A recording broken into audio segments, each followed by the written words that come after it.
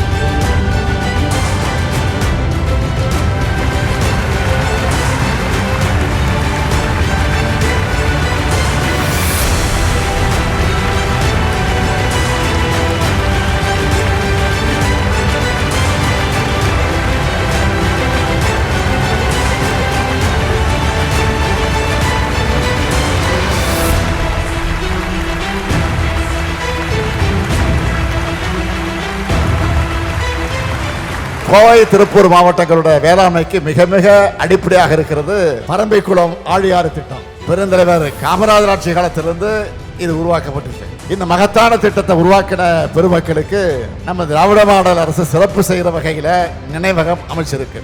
4 லட்சம் ஏக்கர் பரப்புக்கு பாசனம் தரும் பரம்பிக்குளம் ஆழியாறு திட்டம் அமைய காரணமான பெருந்தலைவர் காமராஜர், முன்னாள் அமைச்சர் சி சுப்பிரமணியம் அவர்கள், மரியாதைக்குரிய வி.கே. பழனிசாமி கவுண்டர் அவர்கள், பெரியவர் பொள்ளாச்சி மகாலிங்கம் அவர்கள், இந்த 4 சிலைகளுடன் கூடிய அரங்கத்தை நம்ம அரசு அமைச்சிருக்கு. என்னை பொறுத்த வரைக்கும் பேச்ச கூட செயல் நம்ம திறமை இருக்காது.